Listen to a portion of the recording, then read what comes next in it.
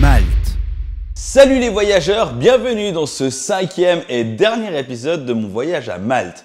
Aujourd'hui, effectivement, c'est le dernier jour, c'est la fin de ce vlog. Oh, je suis tout triste, mais la destination suivante que je vais vous faire découvrir est vraiment géniale. Donc je vous invite à aller à la fin de la vidéo pour découvrir quelle sera cette destination. En attendant, je vais vous présenter du coup pour ce dernier épisode, cette dernière vidéo, des lieux clés encore de Malte. Donc on va commencer par la ville de Médina. Donc c'est une toute petite ville moyenâgeuse où il y a 300 habitants qui y vivent. Donc c'est vraiment tout petit. Par contre, vraiment le style il est incroyable, une architecture de ouf avec plein de choses à visiter, beaucoup d'artisanat. Il y a 3 portes qui permettent d'accéder à la ville. Donc il y a une porte grecque, il y a une porte britannique et une porte française. Donc là, dans la vidéo que vous allez voir juste maintenant, vous allez découvrir la porte française. C'est la plus grande, celle par laquelle on arrive en entrant par le pont. Donc c'est les premières séquences vidéo que vous allez voir. On continuera du coup cette visite par les catacombes Saint-Paul. Donc les catacombes Saint-Paul se trouvent juste en dehors de la ville de Médina, dans la partie qui s'appelle Rabat. Des catacombes qui datent entre le 4e et 5e siècle. Elles sont plus utilisées vraiment depuis le Moyen-Âge, donc on peut les visiter, il n'y a pas de mort qui risque de se réveiller en temps normal. Donc c'est assez grand, il y a plus de 2000 m² de surface de tunnel, donc il n'y a pas tout qui est visitable, exploitable, parce que voilà, il y a pas mal d'histoires aussi qui font peur. J'ai eu l'occasion de parler avec des gens là-bas, qui nous ont raconté des choses, avec des étudiants qui ont disparu, etc. On ne sait jamais si c'est mythe, légende ou vérité. Je tiens à relever quand même une petite histoire sympa, il y a un type qui nous a expliqué quand même que les archéologues et chercheurs et les gens d'entretien utilisaient souvent des cochons pour pouvoir savoir s'il y avait un passage qui était fiable ou pas avant d'envoyer quelqu'un, enfin un être humain. Ils ont envoyé un cochon, puis il y a eu un cochon qui avait disparu, puis ils les marquaient pour les retrouver. Et du coup, le cochon a disparu pendant un certain temps. Puis quelques temps après, ils ont retrouvé justement ce cochon dans un village à 4 km plus loin de l'entrée des catacombes par lesquelles il était passé. Donc voilà, c'est vrai que petite anecdote un peu sympa par rapport à ce cochon. Donc il n'est pas mort dans les catacombes, il a été retrouvé vivant. Le cochon est sauvé. On continue avec une visite clé. On va parler juste de la Grotte Bleue. Donc effectivement, la Grotte Bleue, ça se situe sur le sud de l'île. Qu'est-ce qu'il y a à aller voir à la Grotte Bleue? Comme le nom l'indique, hein, c'est une grotte bleue. Donc c'est de la grotte, il y a des arches en pierre, et l'eau est particulièrement bleue. Donc c'est lié à un phénomène lumineux qui fait que la lumière qui rentre dessous et le bas niveau de l'eau donne une eau particulièrement bleue. Donc effectivement, ce qui est cool et sympa, c'est qu'on peut prendre des vieilles barques. On a une place dans un bateau, on a une petite balade en bateau qui dure 15 à 20 minutes. En passant dans les grottes, etc. Donc c'est relativement sympa à aller voir. Après, c'est clair que c'est pas non plus la visite de ouf, mais c'est vrai que c'est un truc que je vous conseille quand même de faire, parce que c'est joli. Ça vaut quand même le détour. Nous, on avait trouvé vraiment ça sympa. Du coup, je vous invite à découvrir en images tout à l'heure les vidéos de cette grotte bleue. On terminera cette vidéo sur une petite astuce. Donc aussi au sud de l'île se trouve un endroit qui s'appelle le Saint-Peterspool, donc la piscine de Saint-Peter ou Saint-Pierre du coup, qui est en fait une sorte de... Putain, mais comment on dit qui est une sorte de cavité en pierre et calcaire qui permet justement d'aller se baigner, sauter, etc. C'est une zone que je déconseille du coup aux enfants ou aux gens qui sont pas à l'aise avec la natation et le fait de sauter depuis le haut de crevasse. Enfin, c'est un endroit qui est très sauvage. Malheureusement, c'est très occupé par les touristes. Donc on trouve en règle générale facilement 200 personnes juste à l'entrée du plongeoir qui permet d'aller dans l'eau.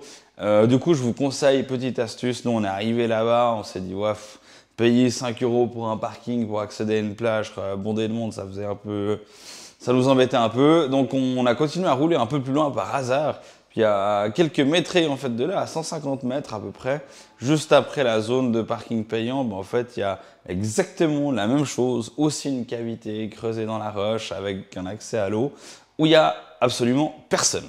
Et du coup vous allez voir en image, il n'y a vraiment personne. Et je termine la vidéo sur justement un petit saut depuis le bord de la cavité jusqu'au fond de l'eau. C'est vraiment chouette, on est vraiment tombé par hasard en se disant ah bah tiens en fait juste à côté il y a la même chose. Sans les 200 touristes, donc je vous conseille de faire la démarche la prochaine fois que vous avez l'occasion de passer par là-bas, c'est de ne pas vous arrêter à la zone touristique puis d'aller juste un poil plus loin. Je vous laisse maintenant en images et je vous laisse découvrir tout ça. Allez, à toutes!